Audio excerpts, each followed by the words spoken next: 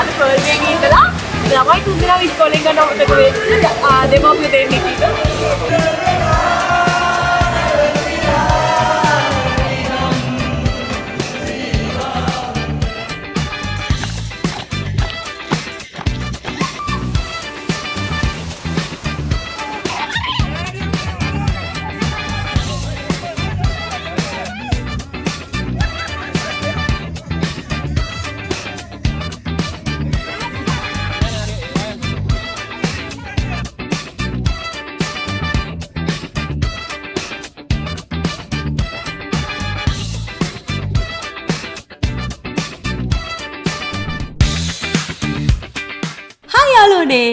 ඉතින් ඔන්න මගේ වීඩියෝස් බලන ඔයගොල්ලෝ දන්නවා මේ vlog එකේ ඉන්න කට්ටියව. මේ ඉන්නේ මගේ ටීම් එක මාත් එක්ක ඇක්ට් කරන කට්ටිය.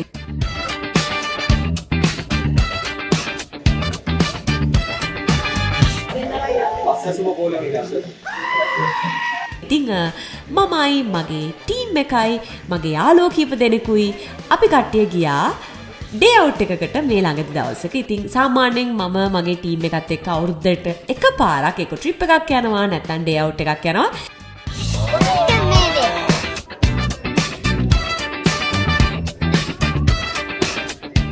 මේ තමයි අපේ ඩේ අවුට් එක. අපි ඩේ අවුට් එකට ගියේ පර්ල් බේ එකට. ඉතින් පර්ල් බේ එකෙන් පස්සේ අපි තව තැනකට ගියා. මුළු දවසම අපි ගොඩාක් එන්ජොයි කරා. අපිට ගොඩාක් දේවල් වුණා.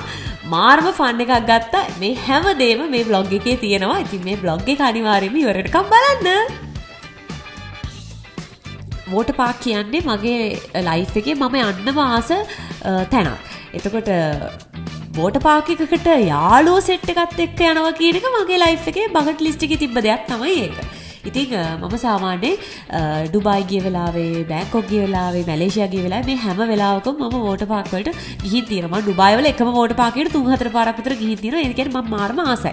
ඒ යන හැම වෙලාවෙම මට හිතිච්ච දෙයක් තමයි අනේ මට මේ ආතල් එක මට මේ ෆන් එක මට තව ගොඩාක් යාළුවෝ ටිකක් එක්ක ඒ කියන්නේ මගේ සෙට් එකත් එක්ක මගේ ටීම් එකත් එක්ක ඇවිල්ලා ගන්න පුළුවන් නම් කියලා මට හිතිච්ච වාර අනන්ත තියෙනවා. ඉතින් මගේ ඒ ආසාව අපි පර්ල් බේ එකට ආවම ඉෂ්ට වුණා.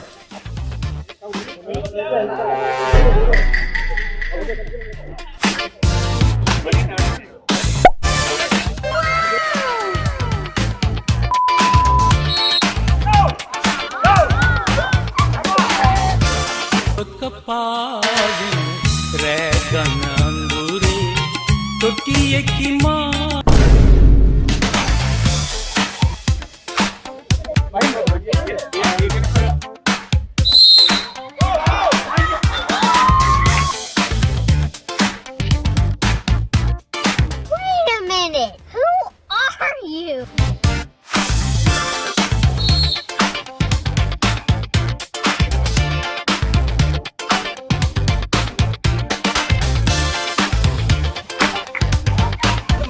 දෙවියන් පරිණි කරේ වැටුණානේ. කියන්නේ දෙවියන් සැරේ අයිස් කරන්නේ. ආ ඉන්නේ.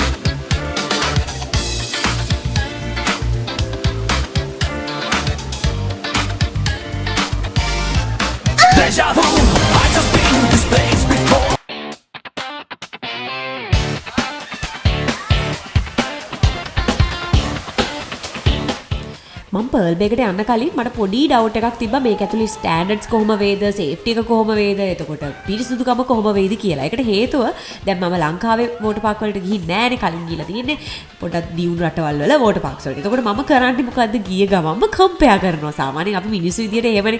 අපි කලින් දෙයක් කාලා තියෙනවා නම් හරි, දෙයක් ඇඳලා තියෙනවා නම් හරි, ඒ ඇඳුම හරි කෑම හරි මේ දැන් තියෙන දෙයත් එක්ක අපි කම්පෙයා කරනවා. ඉතින් මමත් ඒ වගේ තමයි මම ගියේ කලින් ගියපු එක්ස්පීරියන්ස් එක. දැන් මම මේ යන පර්ල් බේක කොහොම වේද, මේක ඇතුලේ කුණු තියනවද, එතකොට මොනවද තියෙන වැරදි, මේ හැමදේම මම හොයන්න ගියේ.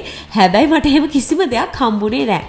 ඇත්තටම කියන්න මම ගිහිල්ලා තියෙන අනිත් රටවල් වල වෝටර් පාක්ස් වලට වගේම ඒ ස්ටෑන්ඩඩ්ස් වලට සමානව හෝ ඊට වැඩි මිසක් පොඩ්ඩක්වත් අඩුවෙන් කිසිම දෙයක් තිබුණේ නැහැ. කියන්නේ පිරිසිදුකම ගත්තත් සමහර රටවල් වලට වඩා පිරිසිදුකම මෙහෙ මේන්ටේන් වුණා.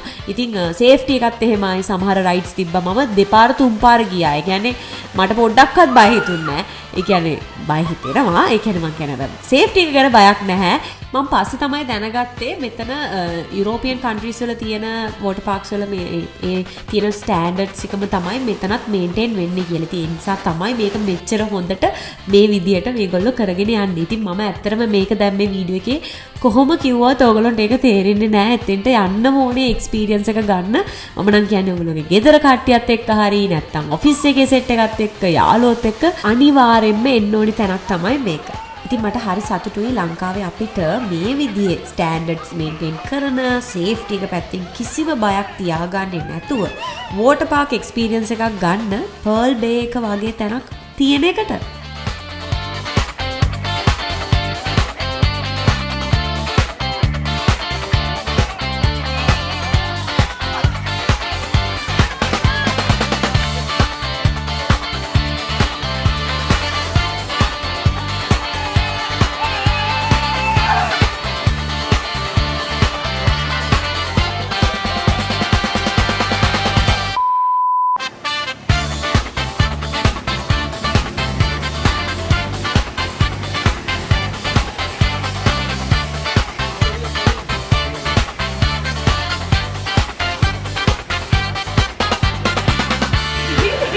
අද පර්ල් බේකේ ඉඳලා ළමයි තුන්දෙනා ඉස්කෝලෙන් ගන්න අමතක වෙච්ච දෙමව්පියෝ දෙන්නෙක් ඉන්නවා.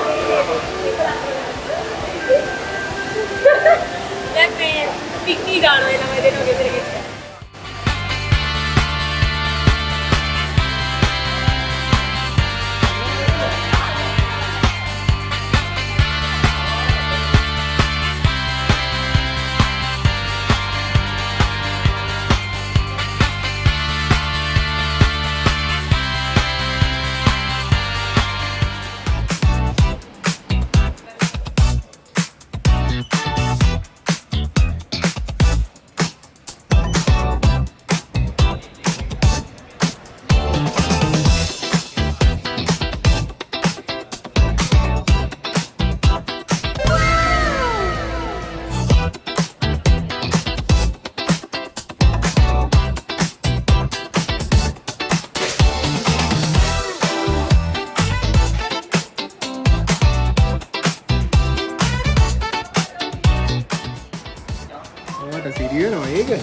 අර මොකක්ද කියන්න තියෙන්නේ ඔය ජයග්‍රහණය ගැන? මට මෙච්චර කියන්නේ මම මෙච්චර කල් කළා තියෙන වැරදි දෙයක්. මට මේක තමයි හරියට රස්සාව.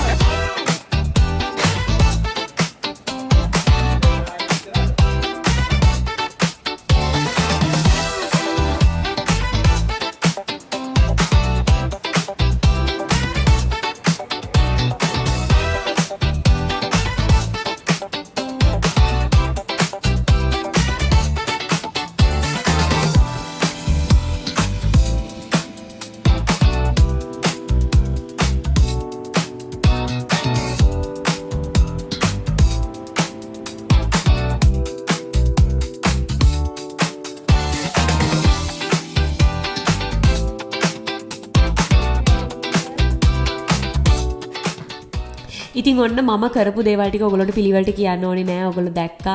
ඊට පස්සේ අපි ෂූටින් කරා, ආචරි කරා, ෆිෂ් තෙරපි කරා. ඒක නම් කැමති කට්ටියට කැමති දේවල් තෝරගෙන යන්න chance එක දුන්නා. Taman කැමති දෙයක් කරන්න කියලා. ඉතින් කියන්න ඕනේ මේක ඇතුළේ ටිකට් එක අරගෙන ආවට පස්සේ ඔයාට එකම රයිඩ් එක 100 පාරක් වුණත් යන්න පුළුවන්. ප්‍රශ්නයක් නෑ. අපි ආවෙත් එදා වීක් ඩේ එකක. ඉතින් එදා සෙනග ගොඩාක් අඩුයි. ඉතින් ඔයගොල්ලොනුත් යනවා නම් අනිවාර්යයෙන්ම වීක් ඩේ එකක යන්න. එතකොට මේ එකම රයිඩ් එක 100 පාරක් වුණත් යන්න පුළුවන්. කවුරුත් ප්‍රශ්න කරන්නේ නැහැ. ඉතින් එහෙම ගියපු අපේ දෙන්නෙක්ට ඉස්කෝලේ හිටපු බබාලා දෙන්නව ඉස්කෝලෙන් ගන්නත් අමතක වෙලා තිබුණා. ඉතින් ඒ වගේ ඇබැද්දි වලටත් මුණ දුන්නා. කොහොම හරි අපි දැන් හවස ටී එකක් තිබ්බා, අපිට කැරෝකි එකක් තිබ්බා. ඉතින් අපි චේන්ජ් කරලා ඔක්කොම මේ යන්න ලෑස්ති වෙලා එනකොට අපේ මේ පර්ල් බේගේ වැඩ කරන කවුරු හරි ලොකු වැරද්දක් කරලා තිබ්බා.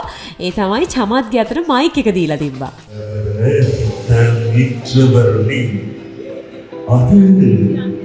Me, Sonu, Sandayame.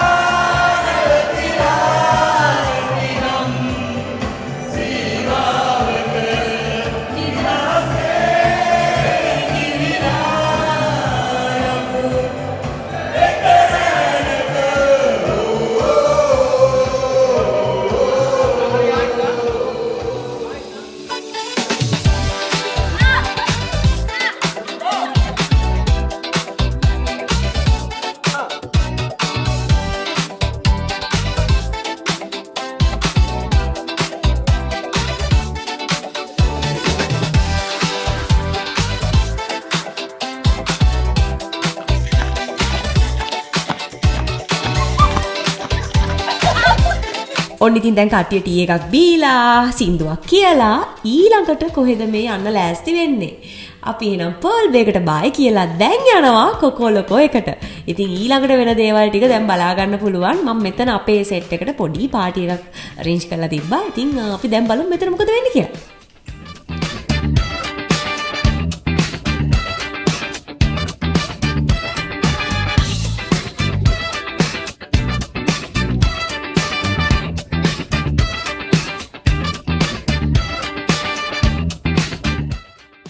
ඉතින් මගේ ලයිෆ් එකේ සාමාන්‍ය සුවිශේෂී අවස්ථා කියන්නේ පාටි වගේ දේවල් මම ගොඩාක් වෙලාවට කරන්න තෝරගන්නේ කොකොලොකෝ එක. ඒකට හේතුව තමයි එකක් එතන තියෙන ඇට්මොස්ෆියර් එක. අනිත් එක තමයි කෑම නම් හරිම රසයි. අනිත් දේ තමයි එතන මට හරිම ළඟයි. කියන්නේ කොළඹටත් ළඟයි අපේ ගෙදරටත් ළඟයි. ඒ නිසා ওই දේවල් ටිකක් හින්දා තමයි මම මේ මොන හරි පාටියක් කරනවා නම් මම ඇත්තටම කොකොලොකෝ එක තමයි තෝරගන්නේ.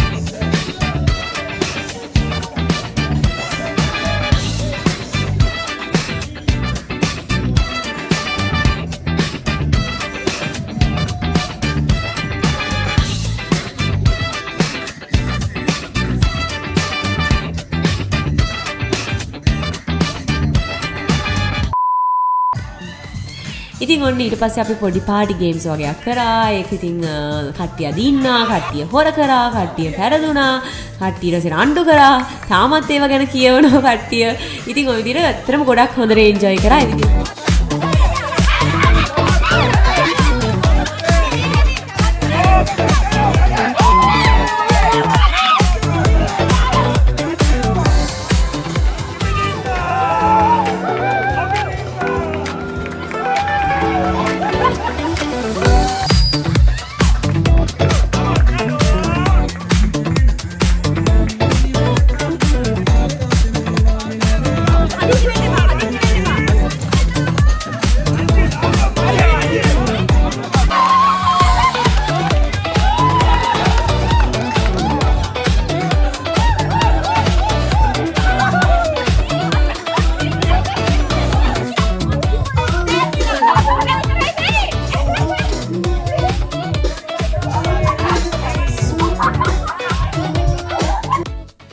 ඉතින් දැන් මේ මුළු දවසම කරපු දේවල් වලට අමතරව මට හිතුණා අපේ මුළු ටීම් එකටම පොඩි gift එකක් දෙන්න.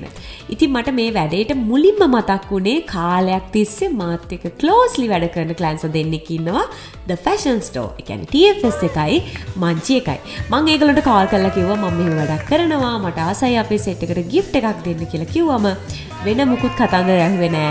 මට කිව්ව ඇඩ්‍රස් එක ගෙවන්න gift එක ගෙවන්නම් කියලා. ඒගොල්ලෝ මට එව්වා. ඉතින් මංජිගෙන් ඒගොල්ලෝ එවලා තිබ්බා black edition gift pack එකක්.